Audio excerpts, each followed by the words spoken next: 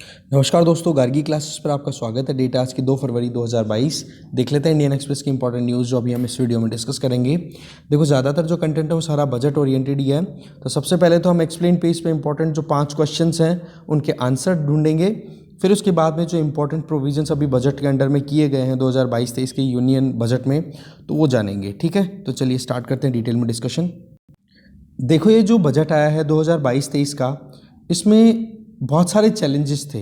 अब एक तरफ तो टास्क था कि कैसे भी करके इकोनॉमी को रिवाइवल मिले, पर दूसरी तरफ देखा जाए तो सरकार के अलावा कोई ऐसा इंजन है नहीं जो कि इकोनॉमी की ग्रोथ को सपोर्ट कर सके। पर सरकार भी जो है वो कहीं ना कहीं लंगड़ा के चल रही है। इन शॉर्ट, सरकार के पास में भी पैसे की शॉर्टेज है, या फिर कह सकते हैं कि फिस्कल डेफिसिट ज़्यादा था। तो इस चक्कर में सरकार भी इतना पैसा खर्च नहीं कर पा रही है जितना सरकार को पैसा खर्च करना चाहिए। तो इसके लिए रास्ता निकालना बहुत इंपॉर्टेंट होता है कि कैसे सरकार जो है इकोनॉमी को प्रॉपर ट्रैक पे ला सके। देखो, जब कभी भी हम फिस्कल डेफिसिट की बात कर रहे हैं, इसका मतलब ये हो गया कि जो कैपिटल एक्सपेंडिचर और जो रेवेन्यू एक्सपेंडिचर है वो है कहीं ना कहीं कैपिटल रिसिप्ट और रेवेन्यू रिसिप्ट से ज़्यादा है। तो इस केस में अगर खर्चा ज़्यादा है, कमाई कम है, तो इस केस में आप क्या करोगे? उधार लेना पड़ेगा। दैट मीन्स सरकार की बोरोइंग्स हैं वो बहुत ज़्यादा हैं। तो इस केस में क्या हो गया कि इकोनॉमी को सपोर्ट देने के लिए सरकार को बोरो करना पड़ रहा है, और बोरोइंग अगर ज़्यादा होती है तो फिर सरकार को उस पर इंटरेस्ट रेट भी पे करना पड़ता है मार्केट से उठाए हुए पैसे पे। तो इसकी वजह से सरकार के पास में और ज़्यादा स्पेस की कमी आ जाती है। तो ऐसे सिचुएशन में ये बजट आया है जिसमें ये था कि भाई क्या किया जाए जिसके चलते इकोनॉमी जो है वो कंटिन्यू कर सके। तो ऐसे में सरकार ने एक तरफ तो फोकस जो था वो ये कि जो हमारी सोसाइटी में जो वीकर सेक्शन है उसको कैसे सपोर्ट किया जा सकता है, और दूसरी तरफ ये कि कैसे हम इकोनॉमी को कंटिन्यू कराएं जिससे कि प्राइवेट सेक्टर भी कॉन्फिडेंट फील करे। तो ऐसे में सरकार ने जो काम किए हैं उनके ऊपर कुछ सवाल हैं, उन सवालों के जवाब भी हम ढूंढेंगे। देखो, सरकार ने पैसा खर्च करने की बात तो कर दी, पर पैसा खर्च कैसे करेगी? कैपिटल एक्सपेंडिचर, ना कि रेवेन्यू एक्सपेंडिचर। मतलब जो डे टू डे बेसिस पे जो खर्चा होता है ना, उसको तो सरकार ने किया है इग्नोर, उस पर तो दिया है ध्यान नहीं। ठीक है, ध्यान दिया है कैपिटल एक्सपेंडिचर, जिसमें क्या होता है, एक बार पैसा खर्च किया जाता है तो एसेट प्रोड्यूस होते हैं, नए एसेट्स बनते हैं, और एसेट हमेशा सरकार के लिए इनकम का स्कोप तैयार करते हैं। तो इससे क्या होता है, फिर लॉन्ग टर्म में गवर्नमेंट को इनकम के चांसेस बनते हैं। इकोनॉमी में कैपिटल एक बार कैपिटल एक्सपेंडिचर अगर किया जाता है तो लॉन्ग टर्म में इकोनॉमी में उसके रिटर्न मिलते रहते हैं। ठीक है, तो ऐसे में सरकार ने जो है वो फाइनल सपोर्ट जो दिया है वो देखो अपने हिसाब से सोच समझ करके फोकस में रखा है कैपिटल एक्सपेंडिचर को। ठीक है, अब देखो क्वेश्चन ये है कि what were the challenges facing the economy. Economy के सामने क्या क्या चैलेंजेस थे? देखो, आप मेरा अगर सुबह वाला वीडियो नहीं देखते हो तो प्लीज़ वो वीडियो देखा करो, चाहे 2x की स्पीड से देखो। उसमें बहुत सारे कॉन्सेप्चुअल क्लैरिटीज़ आती हैं। उससे क्या है, वहाँ पर कुछ टर्म्स क्लियर हो जाए, यहाँ पर कुछ टर्म्स क्लियर हो जाए, फिर आपको प्रॉब्लम नहीं आएगी टॉपिक्स को समझने में। ठीक है, तो ऐसे में सवाल ये है कि इकोनॉमी के सामने क्या चैलेंजेस हैं। ठीक है, क्या चैलेंजेस थे? देखो, 2017-18 या फिर 2019-20 का टाइम भी देखोगे, दैट मीन्स पेंडेमिक आउटब्रेक नहीं हुआ था, उस टाइम पर भी हमारी इकोनॉमी कुछ अच्छा परफॉर्म नहीं कर रही थी। ग्रोथ रेट थी केवल 3.7%। इसका मतलब हमारी इकोनॉमी ऑलरेडी डेंट का सामना कर रही थी। इसके पीछे 2 कारण थे। पहला तो था डिमोनेटाइजेशन, और दूसरा कारण था जिसको अभी यहाँ इतना हाईलाइट नहीं किया जा रहा है, पर एक तो डिमोनेटाइजेशन और दूसरा था जीएसटी का प्रॉपर इंप्लीमेंटेशन ना होना, कुछ एक्सपर्ट्स का ये कहना है। ठीक है, अब रही सही में पेंडेमिक ने और हालत ख़राब कर दी है जो आपको पता ही है। तो अब देखो कि जिस तरीके से हमारे यहाँ पर इकोनॉमी जो है वो शार्पली कॉन्ट्रैक्ट कर गई, डिक्लाइन कर गई fiscal year 2021 that means 2020-21, fiscal year 2022 that means 2021-22, दोनों में इनकम की भी कमी आई है, तो जॉब्स भी बहुत छूटी है लोगों की। तो ऐसे में एक तरफ तो हम देखें तो जीडीपी के लिए अच्छे फिगर्स देखने को मिलते हैं, हाँ जी 9% 8% से ग्रो कर रही है इंडियन जीडीपी, पर सवाल यह है कि इसके पीछे का जो दर्द है हमारी इकोनॉमी की रियलिटी का, वो छुपा हुआ है। कैसे कि एक्सपर्ट्स का ये कहना है कि हमारी इकोनॉमी जो है वो के शेप्ड रिकवरी कर रही है। इसका मतलब कुछ लोग हैं वो तो अच्छी खासी रिकवरी कर रहे हैं पेंडेमिक के बाद में, और ज़्यादातर लोग हैं वो अभी भी गरीबी के चंगुल में फंसे पड़े हैं, वो ज़्यादा प्रॉपर ग्रोथ नहीं कर पा रहे। तो के शेप्ड रिकवरी कहीं ना कहीं वीकर सेक्शन के लिए ज़्यादा नुकसान कर रही है। आपको पता है पुअर और लोअर मिडिल क्लास जो है उसको सबसे ज़्यादा नुकसान हुआ है। फिर आ जाओ कि हमारे यहाँ पर जो जीडीपी की ओवरऑल रिकवरी की अगर बात करें तो जीडीपी में मेन जो इंजन्स हैं उसमें हमारी इकोनॉमी की जो जीडीपी है उसमें सबसे ज़्यादा कंट्रीब्यूशन एक इंजन का रहता है, उसको हम बोलते हैं प्राइवेट कंजम्पशन, या उसको टेक्निकल वर्ड में हम क्या बोलेंगे, private final consumption expenditure, PFCE, जो कि GDP का 56% रहता है, जो कि अब की बार कोविड के पहले जो लेवल था उस तक नहीं पहुंच पाया है। इसका मतलब ये हो गया कि लोगों के हाथों में पैसा ही नहीं रह रहा जो कि अपनी ज़रूरतों को पूरा करने के लिए वो खर्च कर सकें। इसके अलावा अगर ध्यान दें तो प्राइवेट एक्सपेंडिचर कम रहा, उसके पीछे per capita level of GDP down रहा। अब देखो सीधी सी बात है कि जब खर्चा करने के लिए पैसा नहीं होगा तो मार्केट में डिमांड भी नहीं रहेगी, मार्केट में डिमांड नहीं रहेगी तो प्राइवेट सेक्टर के लोग जो हैं वो इन्वेस्टमेंट भी ज़्यादा नहीं करेंगे। तो ऐसे में एक लगातार डिक्लाइन देखने को मिला खर्चे में भी और साथ साथ में एम्प्लॉयमेंट लेवल में, और एम्प्लॉयमेंट लेवल की कमी की वजह से खर्चे में कमी। तो एक ये विशियस साइकिल चल पड़ी जिसमें बेरोजगारी ने खर्चे को कम कर दिया, खर्चे ने बेरोजगारी बढ़ा दी। ठीक है, 2016 से लेकर अभी तक का हाल है, ये लॉन्ग टर्म ट्रेंड है ये। इसके अलावा प्राइवेट कंजम्पशन की अगर बात करें तो ये हमारी GDP में बहुत इंपॉर्टेंट रोल प्ले करता है। इसके अलावा और जो इंपॉर्टेंट रोल प्ले करने वाला है जो GDP का इंजन है, that is gross fixed capital formation. इसमें केवल और केवल सरकार है ना, वो ही रोल प्ले कर रही है। प्राइवेट बिजनेस हाउसेज हैं वो बिल्कुल भी इस चीज़ को लेकर के एनकरेज नहीं है कि उनको क्या कुछ नया इन्वेस्ट करना चाहिए, नई कैपेसिटीज़ डेवलप करनी चाहिए। अब इन्वेस्टमेंट नहीं हो रहा, नई फर्म स्टैब्लिश नहीं हो रही तो जॉब कहाँ से क्रिएट होगी, तो इस वजह से लोगों के रोजगार नहीं मिल पा रहे हैं। इसके अलावा गवर्नमेंट स्पेंडिंग इकलौता एक ऐसा इंजन रहा है जिसने हमारी इकोनॉमी को कंटिन्यू किया है, पर फिर भी सरकार के ऊपर आप देख सकते हो कि फिस्कल डेफिसिट का जो बर्डन है वो लगातार बनता चला जा रहा है। तो सवाल ये है कि कैसे इस बजट की स्ट्रेटजीज हैं वो इन सारी परिस्थितियों को हैंडल कर पाएगी। देखो बात ऐसी है, बजट 2022-23 का जो है गवर्नमेंट ने रेवेन्यू एक्सपेंडिचर की बजाय फोकस किया एक्सपेंडिचर कौन सा, कैपिटल। देखो सीधी सी एक कैलकुलेशन यहाँ पे बताई जा रही है कि रेवेन्यू एक्सपेंडिचर जो है वो 1 रुपया खर्च किया जाता है ना तो उसके बदले में 1 रुपये से कम का रिटर्न देता है। ठीक है, जबकि कैपिटल एक्सपेंडिचर में 1 रुपया खर्च किया जाता है ना तो वो लॉन्ग टर्म में 2.5 से 5 रुपए तक का रिटर्न देता है। तो आप देखो सीधी सी बात है कि इन्वेस्टमेंट किस में आप करने की कोशिश करोगे। देखो होता क्या है, कैपिटल एक्सपेंडिचर की अगर बात करें, मान लो कोई रोड तैयार करनी है, नेशनल हाईवे डेवलप करना है, तो सबसे पहले तो आप उसमें पैसा इन्फ्यूज़ करोगे, पैसा लगाओगे। तो मान लो उसमें 5,000 करोड़ रुपए की लागत आ गई, एक एग्जाम्पल दे रहा हूँ, 50 करोड़ 5,000 करोड़ जितना भी लगे वो लग गया। अब उसमें क्या है कि एक बार रोड का बनने का काम हुआ तो वहाँ पर कंस्ट्रक्शन के लिए वर्कर्स को जॉब भी मिलेगी, कंक्रीट की डिमांड भी होगी, कुछ हम इंफ्रास्ट्रक्चरल डेवलपमेंट साथ साथ में पैरेलली करेंगे, जैसे टोल प्लाजा ये कंट्रैक्ट क्रिएट करने हैं तो आयरन के जो मटेरियल है वो भी रिक्वायरमेंट होगा, आयरन, स्टील, कंक्रीट, सीमेंट, इनकी भी रिक्वायरमेंट होगी। ठीक है, और पेट्रोलियम, पेट्रोकेमिकल रिफाइनरीज से हम जो वो मतलब रोड कंस्ट्रक्ट करने के लिए जो मटेरियल चाहिए वो सारा। तो इस तरीके से उन सारे जो इंडस्ट्री जिनसे ये रोड डेवलपमेंट के लिए मटेरियल की रिक्वायरमेंट है वहाँ पर डिमांड क्रिएट होगी, तो वहाँ पर ऑटोमेटिकली जॉब क्रिएट होगी, लोगों को जॉब मिलेगी तो उनके हाथ में पैसा जाएगा तो वो अपने आप मार्केट में डिमांड क्रिएट करेंगे। तो इसका एक वर्चुअस साइकिल चल पड़ेगा। तो ऐसे में कैपिटल एक्सपेंडिचर का तो ये हो गया। जबकि रेवेन्यू एक्सपेंडिचर में फॉर एग्जांपल मान लो सरकार ने लोगों के अकाउंट में सीधा पैसा ट्रांसफर कर दिया।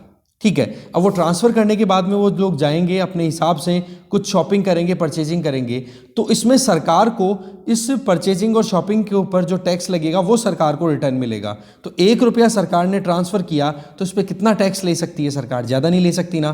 तो यही एक मुद्दा है जिसकी वजह से सरकार ने किस पे फोकस किया है, रेवेन्यू एक्सपेंडिचर की बजाय कैपिटल एक्सपेंडिचर, क्योंकि रिटर्न कितना है 2.5 से 4.8% के लगभग। ठीक है, जबकि रेवेन्यू एक्सपेंडिचर में 1 रुपया खर्च करते हैं तो आता कितना है सरकार के पास, रिटर्न 0.5 से 0.98। तो ऐसे में प्रोडक्टिविटी कहाँ पर ज़्यादा आ रही है, क्लियर है। दूसरा, रोड एक बार बन गई तो आप सोचो कनेक्टिविटी कितनी स्पीड से अवेलेबल होगी तो और फ्यूचर प्रोडक्टिविटी इंक्रीज हो जाती है, लॉजिस्टिक कॉस्ट है वो रिड्यूस हो जाती है और अट्रैक्शन होता है। सीधी सी बात है, रोड अगर अच्छे से डेवलप हुई है तो वहाँ पर इंडस्ट्रियल डेवलपमेंट करने में प्रॉब्लम नहीं आती। तो इसीलिए सरकार ने फोकस किया है कि इकोनॉमिक रिकवरी के लिए हमें फोकस करना है कैपिटल एक्सपेंडिचर, जिसमें रोड, पोर्ट, इनका हम डेवलपमेंट करेंगे। साथ में जो फॉरवर्ड एरियाज़ हैं उनको बैकवर्ड एरियाज़ के साथ में लिंक करेंगे, इंडस्ट्रीज़ का डेवलपमेंट होगा। ठीक है, ये सारी चीज़ें मैं आपको ऑलरेडी बता ही चुका हूँ। इसके अलावा लोगों के हाथों के में जब जॉब जाएगी और फिर उनके हाथ में जब पैसा बचेगा तो वो ऑटोमेटिकली डिमांड भी तो क्रिएट करेंगे, पर वही चीज़ है कि अभी लोगों के हाथ में जॉब्स ही नहीं है तो कहाँ से फिर वो डिमांड क्रिएट कर पाएंगे। ठीक है ना। तो ये चीज़ यहाँ पे बताई जा रही है। तो बजट ने कैपिटल एक्सपेंडिचर पे इसीलिए फोकस किया है कि एक वर्चुअस साइकिल है वो चलाई जाए, ठीक है, जिससे सरकार को टैक्स रेवेन्यू भी कलेक्ट हो सके, नई इकोनॉमिक एक्टिविटीज़ भी बढ़ सके, प्राइवेट सेक्टर भी अपने आप उसमें खुश हो कि चलो ठीक है, इंफ्रास्ट्रक्चर अच्छे से डेवलप हो गया, लॉजिस्टिक कॉस्ट रिड्यूस हो गई, एक्सपोर्ट करने में प्रॉब्लम नहीं आएगी, सपोर्ट मिलेगा, तो वहाँ पर प्राइवेट सेक्टर फिर इन्वेस्ट करने के लिए ऑटोमेटिकली अट्रैक्टेड फील करेगा। फिर एक बार प्राइवेट सेक्टर ने पिकअप कर लिया पूरा मार्केट, फिर गवर्नमेंट जो है वो अपने पूरे जो सेगमेंट्स हैं उनसे विड्रॉ कर सकती है, जहाँ जहाँ पर भी अपना पैसा इन्फ्यूज़ किया है सरकार ने, जिसको हम कहेंगे डिसइन्वेस्टमेंट, या फिर जिसको हम कहेंगे कि सरकार जो है वो केवल फैसिलिटेटर और रेगुलेटर की तरह काम करेगी, ना कि कुछ और एडिशनल काम करने का बच जाएगा। ठीक है, इसके आगे फिर अगला क्वेश्चन है कि जो डेवलप्ड कंट्रीज़ हैं उनके कंपैरिजन में हमारे यहाँ पर क्या डिफरेंस है। देखो, हमारे यहाँ पर तो जिस तरीके से फिस्कल डेफिसिट को ध्यान में रखते हुए सरकार ने कैपिटल एक्सपेंडिचर पे फोकस किया है ना, जबकि डेवलप्ड कंट्रीज़ की अगर बात करें तो वहाँ पर सीधे लोगों के अकाउंट में पैसा तक ट्रांसफ़र किया गया है, जिससे कि वो वहाँ पर डिमांड जो फंसी पड़ी थी कोविड की वजह से लॉकडाउन लगने के बाद में, उस डिमांड को रिवाइवल दिया जा सके। तो हमारा और यूएस का वैसे तो कोई कंपैरिजन नहीं है, क्योंकि वहाँ का एक अलग लेवल है इकोनॉमी का। दूसरा, यूएसए की इकोनॉमी आज के टाइम पे वी शेप्ड रिकवरी को इंश्योर कर रही है, जबकि हमारी रिकवरी कैसी है, के शेप। वी शेप में क्या होता है कि पूरी इकोनॉमी नीचे गई और पूरी की पूरी इकोनॉमी अपलिफ्ट हो गई, उसमें कोई भी सोसाइटी का सेक्शन पीछे नहीं रह रहा है। हमारे यहाँ पर पूरी इकोनॉमी पीछे आई, पर सोसाइटी का एक सेक्शन है वो तो ऊपर उठ गया और बाकी नीचे चला गया। तो हमारी रिकवरी कैसी हो रही है, के शेप्ड, ठीक है, जबकि यूएसए में क्या हो रहा है, वी शेप्ड। तो कंपैरिजन हम नहीं कर सकते। दूसरा क्या है, सरकार अगर किसी जैसे फूड ग्रेन पे पैसा खर्च करे, रूरल एम्प्लॉयमेंट गारंटी नरेगा जैसी स्कीम पे खर्च करे, क्रेडिट गारंटी स्कीम्स पे काम करे, उसमें देखो सरकार ने बेशक फोकस किया है, पर अभी जो बजट के हिसाब से देखें तो सरकार ने मेन फोकस किस पे रखा है, कैपिटल एक्सपेंडिचर। क्योंकि ये जो स्कीम्स हैं, इन स्कीम्स में भी कहीं ना कहीं आप लॉन्ग टर्म में देखोगे तो फायदा हो रहा है कि लॉन्ग टर्म में कुछ बेनिफिट रिटर्न आए। For example rural employment guarantee scheme NREGA की बात करें तो उसमें पैसा अगर डाला जाता है तो एक तो रोजगार मिला, दूसरा उस रोजगार के बेसिस पे अगर कोई इंफ्रास्ट्रक्चर या कोई भी एक कह सकते हैं ना कि कुछ इकोनॉमी पॉइंट ऑफ व्यू से अच्छा प्रोजेक्ट के ऊपर काम करवा लिया जाए तो उससे फिर बाद में लॉन्ग टर्म में रिटर्न भी मिल सकता है। पर वही चीज़ है कि सरकार ने ज़्यादा फोकस किस पे किया आपको पता है, जबकि इन डेवलप्ड कंट्रीज़ की अगर बात करें तो यहाँ पर पैसा खर्च किया गया रेवेन्यू पे, ठीक है, पैसा लोगों के अकाउंट में सीधा भेजा गया है, ये हाल रहा है। पर वही बात है कि पैसा अकाउंट में भेजने का नुकसान भी इन कंट्रीज़ को उठाना पड़ रहा है, जैसे कि इन्फ्लेशन। यूएसए में पिछले 40 सालों की हाईएस्ट इन्फ्लेशन चल रही है, क्योंकि लोगों के हाथ में पैसा पहुंच गया, अचानक से डिमांड बढ़ गई, सप्लाई डिसरप्शन में चल रही है, अभी तक प्रॉपर प्रोडक्शन हो नहीं रहा है, तो इस केस में यूएसए में प्रॉब्लम है।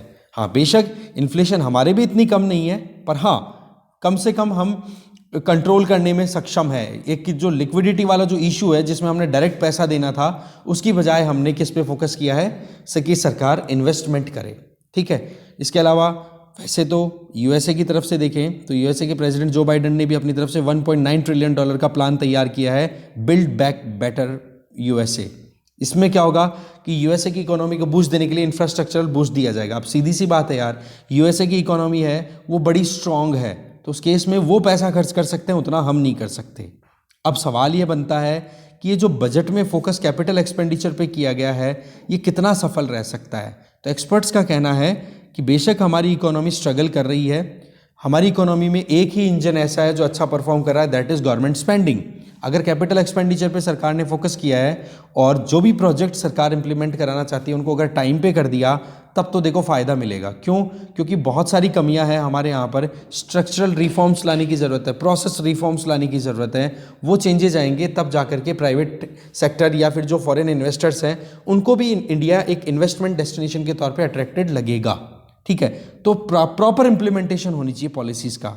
इसके अलावा सरकार के द्वारा नेशनल इंफ्रास्ट्रक्चर पाइपलाइन, प्रधानमंत्री गति शक्ति प्लान, ये सारे जो किए हुए हैं ना, जो कि पेंडेमिक के टाइम पे पहले से अनाउंस किए हुए हैं, इनको भी अगर प्रॉपर इंप्लीमेंट कर दिया जाता है ना, तो पहले से ही हमारे यहाँ पर फेवरेबल कंडीशंस तैयार करने के लिए सरकार रेडी है।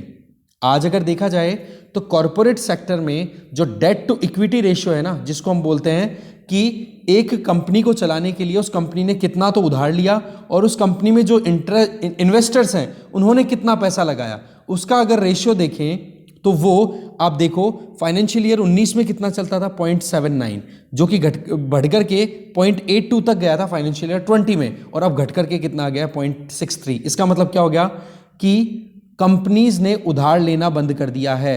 चाहे सरकार ने, आरबीआई ने मिलकर कितना ही इंटरेस्ट रेट रिड्यूस किया हो, प्राइवेट सेक्टर या कॉरपोरेट जो सेक्शन है वो बिल्कुल भी उधार लेने की तरफ खुश नहीं है।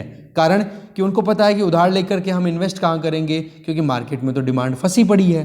ठीक है, तो इस केस में ये जो होता है ना डेट टू इक्विटी रेशियो, ये अच्छा बताया जाता है अगर 1 से 1.5% तक ये जाता है तो, नहीं 1 to 1.5। दैट मीन्स कि जितना शेयर होल्डर्स ने इन्वेस्ट कर रखा है उतना उधार ले कोई कंपनी, या उससे 1.5 गुना तक अगर उधार ले ले तो कोई प्रॉब्लम नहीं है। इसको अच्छा डेट टू इक्विटी रेशियो बताया जाता है। पर अभी 0.63 चल रहा है ना, इसका मतलब अच्छी खासी परफॉर्मेंस नहीं है प्राइवेट सेक्टर की। That means banking sector loan देने के लिए तैयार है बट प्राइवेट सेक्टर लेने के लिए तैयार नहीं है, इसका मतलब ये आ रहा है। ठीक है जी। इसके अलावा आगे देखें, सक्सेस रेट किस पे डिपेंड करेगी। हमारी इकोनॉमी में 90% जॉब्स कहाँ से आती है, इनफॉर्मल सेक्टर। बजट में या जीडीपी में इनफॉर्मल सेक्टर पे इतना ध्यान नहीं दिया जाता, और यही सबसे बड़ी प्रॉब्लम है कि बजट अभी अलोकेट भी किया गया है तो उसमें एग्रीगेट डिमांड अगर हमारी इकोनॉमी में बढ़नी चाहिए ना, तो वो बढ़ सकती थी इनफॉर्मल सेक्टर में जब जॉब्स क्रिएट हों।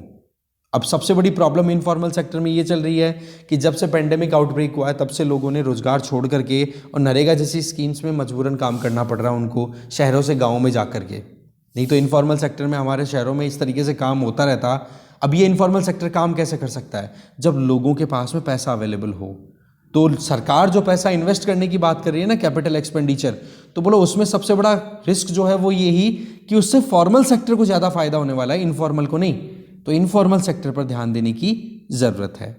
बाकी एक्सपर्ट्स का ये कहना है कि प्रोजेक्ट है, टाइम पे इम्प्लीमेंट हो तो अच्छे से हम सक्सेसफुल रह पाएंगे, ये बजट जो है वो अच्छे से काम कर पाएगा।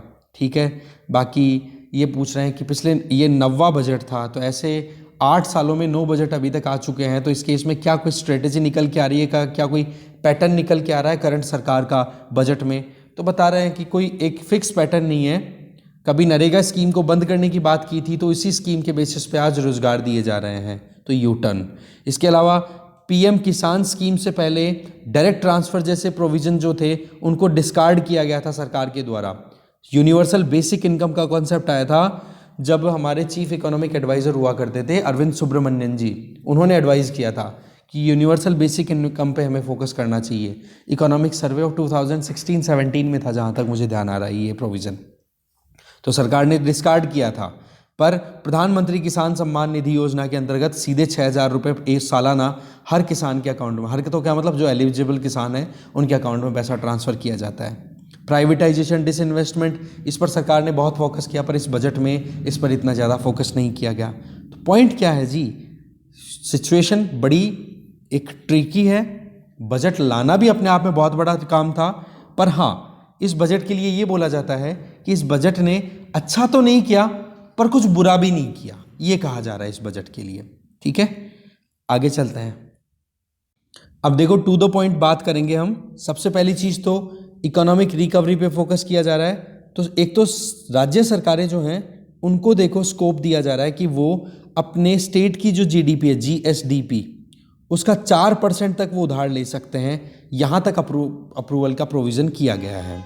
सुबह हमने पूरी डिटेल हमने देख ली थी जिसमें ये बताया जा रहा था कि भाई सरकार की खुद की 4% का मतलब हो गया एक मतलब कि फिस्कल डेफिसिट इतना जा सकता है। फिस्कल डेफिसिट तो इतना है, 3.5% से ज़्यादा नहीं जाना चाहिए ना, तो ये चीज़ बताई जा रही है। तो पॉइंट यहाँ पर आ रहा है कि स्टेट्स को बोरोइंग के लिए स्पेस दिया जा रहा है, ये शॉर्ट पॉइंट आप मानो। ठीक है, कैपिटल एक्सपेंडिचर की बात हमने कर ली। 400 के लगभग नई ट्रेन्स तैयार की चलाई जाएंगी और नेशनल हाईवे है उसका एक्सटेंशन भी 25,000 किलोमीटर और बढ़ाया जाएगा। इसके अलावा एक न्यू टेलीमेंटल हेल्थ प्रोग्राम तैयार किया जा रहा है जिसके अंतर्गत 20 से ज़्यादा टेलीमेंटल हेल्थ सेंटर्स ओपन किए जाएंगे, क्योंकि मेंटल हेल्थ एक अपने आप में बहुत बड़ा क्राइसिस निकल के आ रहा है इंडिया में। ठीक है, इसके आगे अगर देखें तो कैपिटल एक्सपेंडिचर पिछले साल के कंपैरिजन में 27% एक्स्ट्रा करने की बात करी जा रही है सरकार के द्वारा। डिसइन्वेस्टमेंट की बात करें तो सरकार ने पिछले बजट में 1.75 लाख करोड़ 1.75 लाख करोड़ रुपए का डिसइन्वेस्टमेंट का बात की थी, पर अब की बार क्या हो रहा है, सरकार ने डिसइन्वेस्टमेंट टारगेट केवल 65,000 करोड़ का ही कर दिया है। ठीक है, वो बात ठीक है कि एयर इंडिया का डिसइन्वेस्टमेंट आसानी से हो पाया है। फिर आ जाओ नेक्स्ट जो पॉइंट है वो ये कि सरकार के द्वारा बजट में ये बोला है कि अगर कोई भी डिजिटल एसेट्स में लेन देन होता है तो उस लेन देन पर 30% तक का टैक्स लगेगा। इसका मतलब कोई भी अगर क्रिप्टो करेंसी या डिजिटल करेंसीज में लेन देन करता है तो उन पर 30% तक का टैक्स लगेगा। और आरबीआई जो है वो अपनी खुद की डिजिटल करेंसी लेकर के आने वाला है। इसके बारे में हम ऑलरेडी बहुत सारी बातें पहले भी कर चुके हैं। अब इसका मतलब ये नहीं है कि क्रिप्टो करेंसी को लीगल एंटिटी मान ली गई है या लीगल टेंडर मान लिया गया है, ऐसा कुछ नहीं है। निर्मला सीतारमण जी ने अपने इंटरव्यू में क्लियर कर दिया कि देखो क्रिप्टो करेंसीज में हमारे यहाँ पर लेन देन हो रहा है तो उस चीज़ को हम डिनाई तो नहीं कर सकते, तो ऐसे में वहाँ पर जो भी लेन देन हो रहा है उसके ऊपर टैक्स लगाना सोवरन की ड्यूटी है, सोवरन की एक राइट भी है, ड्यूटी की या राइट कह दो, सोवरन मतलब सरकार का, ठीक है ना। पर दूसरी तरफ अगर लीगल टेंडर की बात करें, जैसे हम करेंसी यूज़ करते हैं रुपए को, तो बोलो वो काम केवल और केवल जो अथोराइज्ड अथॉरिटीज़ है, फॉर एग्जांपल आरबीआई, वो ही इशू कर सकता है, बाकी और किसी के पास में अथॉरिटी नहीं है कि लीगल टेंडर के नाम पर कोई भी इकोनॉमी, कोई भी डेवलपमेंटल कोई भी करेंसी स्टार्ट कर दे। ठीक है, तो टैक्सेशन तो बेशक बोल दिया और 1% टीडीएस के लिए भी बोला, टैक्स डिडक्शन एट सोर्स, कि जहाँ पर जहाँ ये लेन देन हो रहा है वहीं के वहीं 1% ट्रांजेक्शन का टैक्स लगेगा। साथ में जो भी वहाँ पर वर्चुअल डिजिटल एसेट्स में लेन देन हो रही है उस पर भी 30% तक टैक्स और लगेगा। तो बोले ये केवल और केवल टैक्सेशन के प्रोविजन किए जा रहे हैं, ना कि क्रिप्टो करेंसीज को लीगलाइज किया जा रहा है। ये चीज़ आपको क्लियर हो गई होगी। कांग्रेस ने, ऑपोजिशन पार्टीज ने ये बोला कि ये जो बजट है ये कैपिटलिस्ट है, इसमें सोशलिस्टिक पैटर्न पे जो काम करना था उन पर बिल्कुल भी काम नहीं किया, समाज कल्याण के हिसाब से बोलो जो गरीब है या लोअर मिडिल क्लास उसके लिए ज़्यादा फेवरेबल काम नहीं किए गए हैं। फिर आ जाओ स्टेट सेंटर के बीच में भी एक इशू चल रहा है, वो ये कि जो सेंट्रल गवर्नमेंट के द्वारा स्टेट्स को जो बजटरी एलोकेशन के अंडर में जो पैसा दिया जाता है, बोलो उसको लोन में कन्वर्ट कर दिया। यूं बोल दिया कि बिना ब्याज के 50 साल तक का लोन दे रहे हैं हम आपको। तो ये स्टेटमेंट और ये जो इशू है ये कहीं ना कहीं सेंटर स्टेट डिस्प्यूट का एक कारण भी बन रहा है। ये देखो इस वाले पैराग्राफ में आप देख सकते हो कि कैपिटल एक्सपेंडिचर इसलिए लाया गया है जिससे कि हम इकोनॉमी को बूस्ट कर सकते हैं।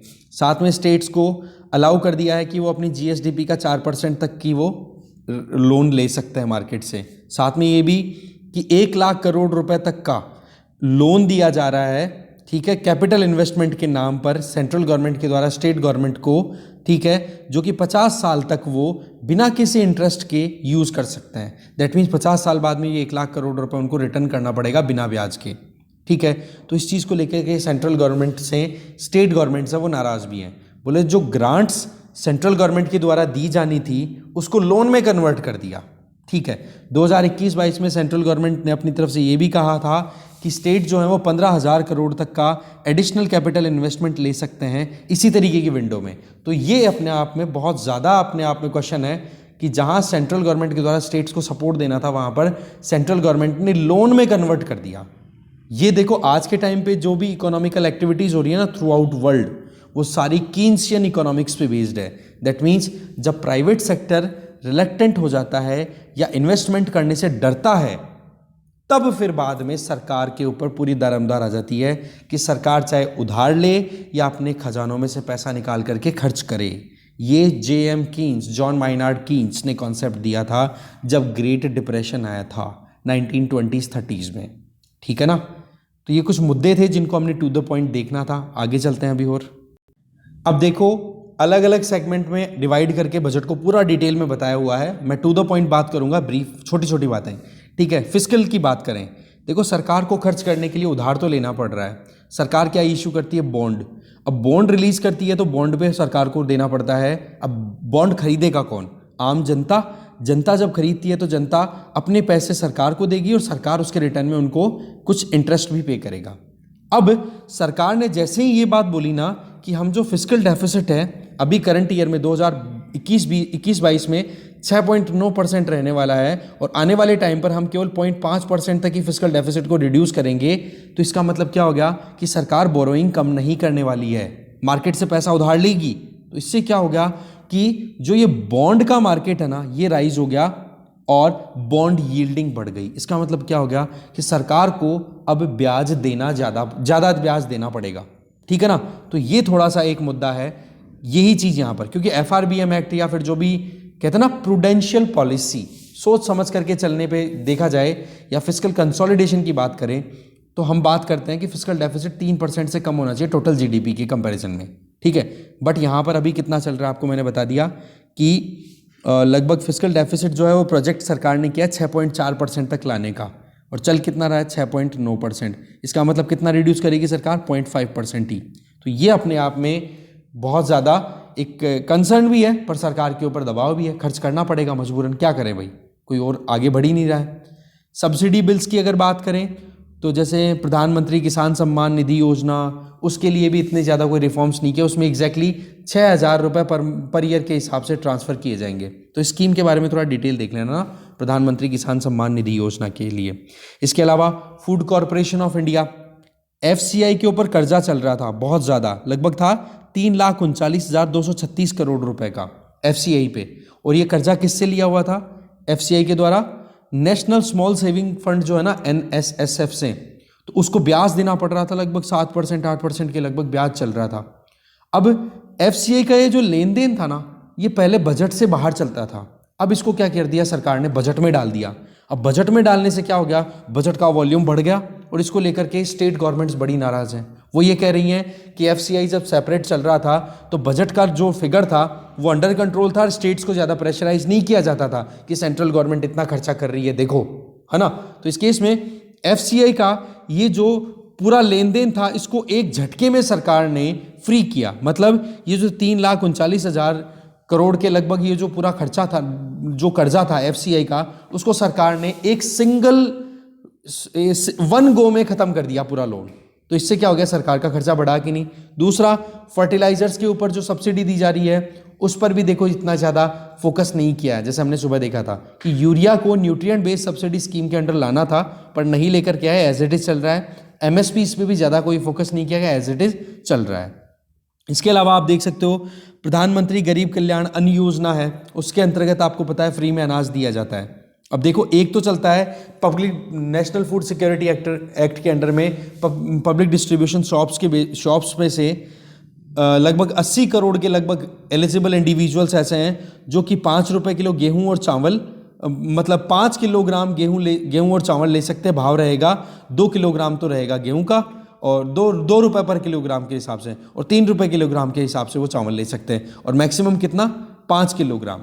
अब इस 5 किलोग्राम पे एडिशन डाल दिया प्रधानमंत्री गरीब कल्याण अन्न योजना के बेसिस पे कि अब 5 किलोग्राम एडिशनल ग्रेन दिया जाएगा पर मंथ, लगभग 80 करोड़ इंडिविजुअल्स को फ्री ऑफ कॉस्ट। तो ये खर्चा किसने बियर किया, क्योंकि भाई FCI है, वो अनाज को प्रोक्योर करेगा, सारा काम करना होता है, उनको मैनेज करना है, स्टॉक मेंटेन करना, गोडाउन्स में रखना है, सप्लाई करनी है, तो वो खर्चा बहुत उठाना पड़ता है FCI को। तो इस केस में लागत ज़्यादा और रिटर्न कितना आ रहा है, 1 रुपये किलो 2 रुपये किलो, तो ये घाटा था बहुत ज़्यादा FCI पे, उसको सरकार ने करेक्ट कर दिया। बाकी आपको एयर इंडिया वाला क्लियर है ही, आगे चलते हैं। मैक्रो इकोनॉमी की बात करें तो देखो, नॉमिनल GDP प्रोजेक्ट की गई है फाइनेंशियल ईयर 2022-23 में 11.1% की, तो वो देखेंगे, अभी तो एस्टिमेशन ही हैं। इसके अलावा अगर देखें तो आप देखो ECLGS, दैट मीन्स MSMEs को जो सपोर्ट देने की बात की जा रही है, MSMEs को जो लोन प्रोवाइड मिलना था, तो उसको देखो लगभग 1 साल का और एक्सटेंशन दे दिया गया है, 2023 तक का, 2023 में एंड होना है इसका ना, एक्सटेंशन इसका मिल चुका है। और इसमें टोटल बजटरी एलोकेशन कितना है, 5 लाख करोड़ का। इससे क्या होगा कि MSMEs को सस्ते में लोन मिल जाएगा और उसकी गारंटी सरकार ले लेगी, तो फिर बाद में जॉब अपॉर्चुनिटीज़ क्रिएट की जा पानी पॉसिबल हो पाएगी। मैन्युफैक्चरिंग और ये है, इनको भी थोड़ा सा राइज करने के लिए सरकार ने जो कॉरपोरेट सेक्टर में शुरुआती 15% तक का जो टैक्स रेट का जो स्लैब है ना, उसकी हुई कंटिन्यू किया है कि हाँ भाई, कोई नया इन्वेस्टमेंट करता है तो उसको 15% से ज़्यादा टैक्सेशन नहीं लगेगा, और स्टार्टअप इकोसिस्टम को बूस्ट करने के लिए भी अपने आप में बहुत इंपॉर्टेंट हो जाता है। आगे चलते हैं। कैपिटल एक्सपेंडिचर की बात करें तो श्योरिटी बॉन्ड्स हैं, उसको कंटिन्यू करने की बात की है। श्योरिटी बॉन्ड्स की हमने ऑलरेडी पहले बात की थी कि जल नल, रोड, ये इस तरीके के प्रोजेक्ट्स हैं, उनमें श्योरिटी बॉन्ड होता क्या है। देखो, सरकार जब भी कोई प्रोजेक्ट बनवानी है, फॉर एग्जांपल ये रोड बनवानी है सरकार को, तो सरकार डील करेगी कॉन्ट्रैक्टर्स से। डील हो गई, हाँ जी इतने सालों में इतने टाइम में इतने रुपए लगेगा और ये हिसाब से हम कैलकुलेट करके और ये बना करके रोड आपको दे देंगे। दोनों के बीच में एक डील साइन होगी। अब उस डील में क्या होता था कि पहले इधर से सरकार और इधर से ये कॉन्ट्रैक्टर, दोनों को एक अपनी एग्रीमेंट साइन करनी होती थी और उसकी एग्रीमेंट की गारंटी लेता था बैंक। और उस गारंटी, बैंक अगर गारंटी लेता था तो इधर से कॉन्ट्रैक्टर को और इनको सरकार को पैसा देना पड़ता था कि ठीक है गारंटी आप लो, हम पैसे देते हैं आपको, कुछ पैसे लो।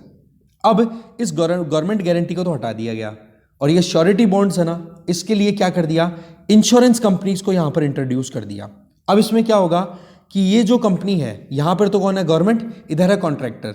तो कॉन्ट्रैक्टर क्या करेगा, इंश्योरेंस कंपनी के पास जाएगा और ये श्योरिटी बॉन्ड्स खरीद लेगा और वो जो है श्योरिटी बॉन्ड्स में खरीद लेगा और वो श्योरिटी बॉन्ड्स है वो किसको हैंडओवर कर दिए जाएंगे, सरकार के पास में।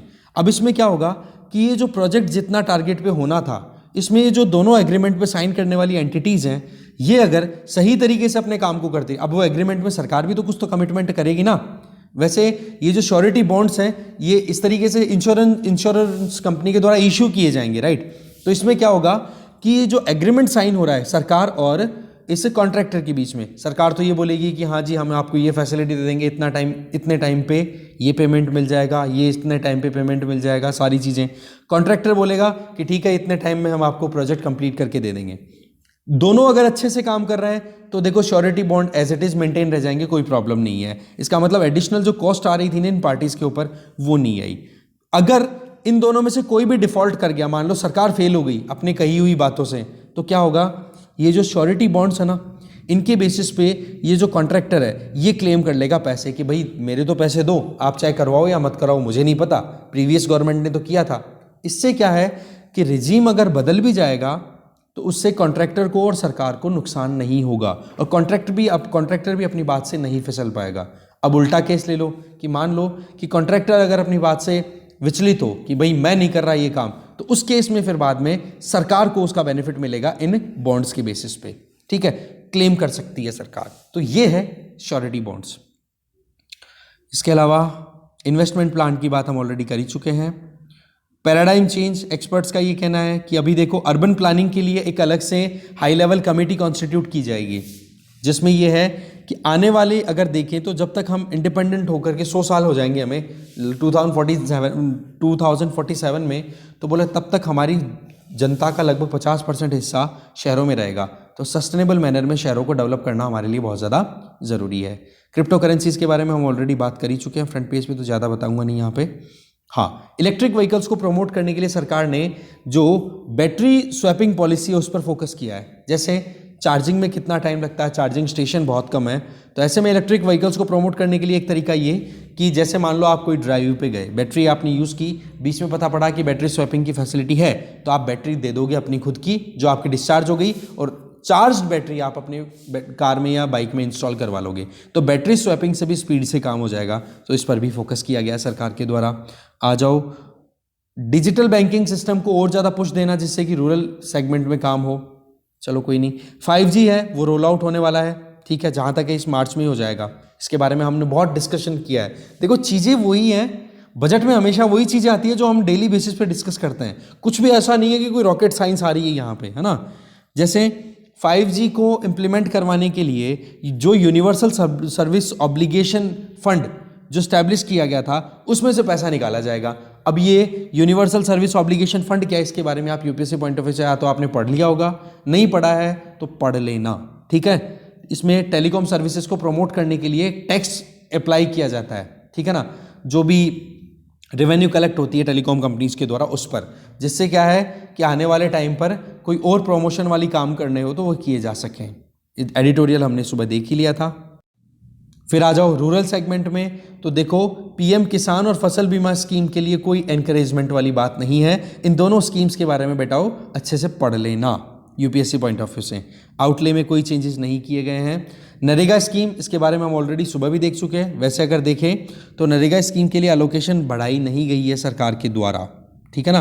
और जितना खर्चा हुआ था रिवाइज एस्टिमेट्स के हिसाब से अगर देखें 2021-22 में, उससे भी कम एलोकेट किया गया है, ठीक है ना।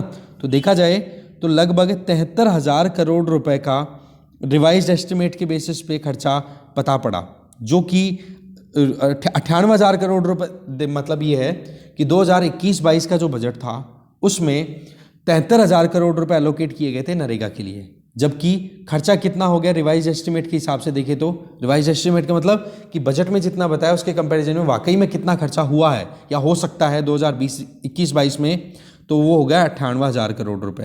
तो इस केस में खर्चा बढ़ाने की ज़रूरत है सरकार को, जबकि सरकार ने एलोकेशन इतना ज़्यादा किया नहीं है।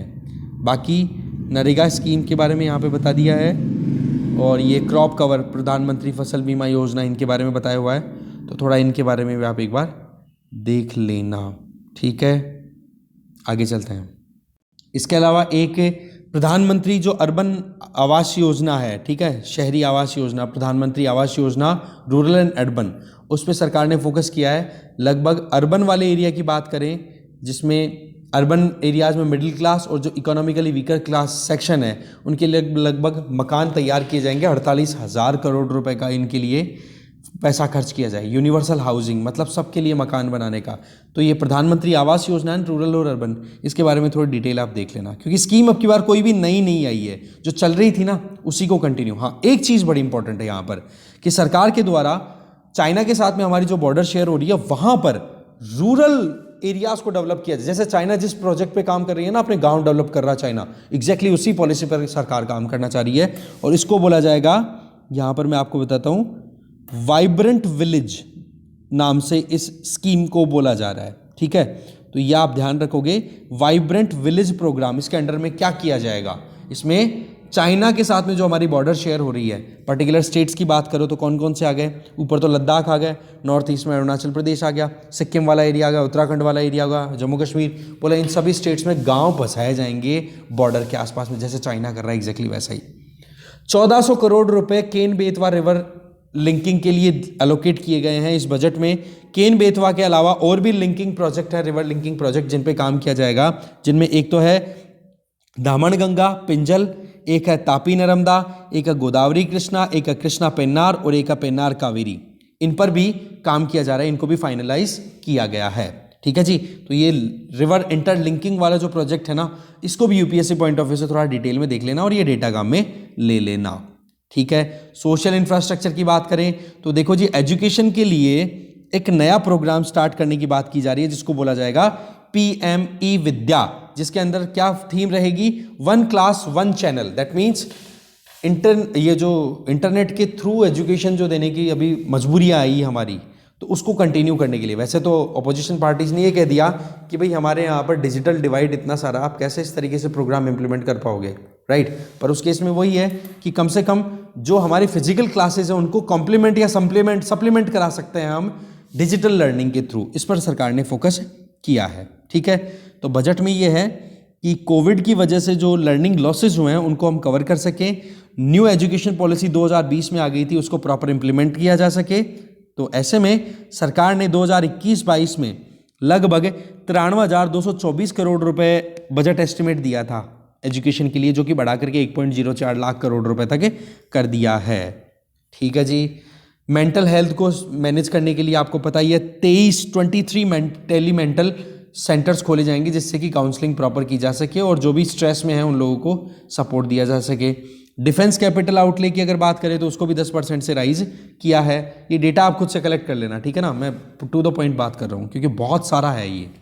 इसके अलावा डिफेंस सेक्टर में आपको पता ही है कि प्राइवेट प्लेयर्स को भी रोल प्ले करने का मौका मिल रहा है, MSMEs में भी बहुत स्कोप देखने को मिलेगा, वो सारी चीज़ें हो गई। बस मेन जो चीज़ें थी वो हमारी कवर हो गई, डिसीजन को कोई मतलब नहीं है। वर्ल्ड बेस पे एक चीज़ इंपॉर्टेंट है, वो हम देख लेते हैं। श्रीलंका इंडिया से ऑयल अब इंपोर्ट करने वाला है, फ्यूल इंपोर्ट करने वाला है इंडियन ऑयल से लगभग 40,000 मेट्रिक टन, क्योंकि वहाँ पर आपको पता है क्राइसिस चल रहा है ज़बरदस्त, पैसा ही नहीं है श्रीलंका के पास में कि श्रीलंका पे कर सके जो एक्सटर्नल डेट है या फिर जो भी एनर्जी रिक्वायरमेंट्स उनको। इसके अलावा आप देख सकते हो इजरायली पुलिस ने एडमिट किया है कि पेगासस जो है उसके यूज़ की वजह से कहीं ना कहीं लीगल क्राइसिस आ चुके हैं, और आप भी जानते हो इंडिया में ये प्रॉब्लम चल ही रही है। तो ये था पूरा मुद्दा, थोड़ा बहुत जानने की कोशिश की। कमेंट बहुत सारे थे कि सर बजट को डिटेल में डिस्कस करना, तो वो देखो ऐसा है, जितना मोटी मोटी जो चीज़ें थी वो सुबह के वीडियो में, रवि के वीडियो में बहुत हद तक हमने कवर कर ली है। इसके अलावा बजट पे आपको कोई नया ओपिनियन लेने की ज़रूरत नहीं है। और एक चीज़ ध्यान रखना, किसी भी चीज़ की माइन्यूट डिटेल्स में अगर जाना है तो स्टैटिक पोर्शन पे जाओ। बजट तो भाई फौरी चीज़ें हैं, ऊपरी तौर की बातें होती हैं बजट में तो, कि हाँ जी इतना ये है, इतना इसके लिए इतना पैसा अलोकेट कर दिया। जैसे ही बजट में कोई नाम आ रहा है उस चीज को आप ट्रेस करो उसके स्टैटिक पोर्शन में, कि भाई जैसे प्रधानमंत्री गरीब कल्याण अन्न योजना का नाम आया, कितना बजटरी एलोकेशन हुआ, उस पर क्वेश्चन शायद यूपीएससी ना पूछे। क्वेश्चन पूछेगी तो क्या, प्रधानमंत्री गरीब कल्याण योजना के प्रोविजन क्या है वो बताओ। आप समझ रहे हो? तो थोड़ा सा पढ़ने के तरीके को चेंज करो। करंट अफेयर्स पे उतना ही रिलाय करो जितनी जरूरत है, एक्सेस में रिलाय मत करो। 75% स्टैटिक पोर्शन रोल प्ले करता है, तो 25% करंट अफेयर 75% स्टैटिक को हेल्प करता है। ये ध्यान रखें, केवल आप 100% इस पर रिलाय करो तो ठीक बात नहीं होगी, थोड़ा सा समझें आप। ओके, बाकी देखो करंट अफेयर से अपडेट रहना भी जरूरी है, मैं ये भी नहीं कहता। ओके, तो इस सेशन में जो भी थी वो हमने देख लिया। Thank you very much.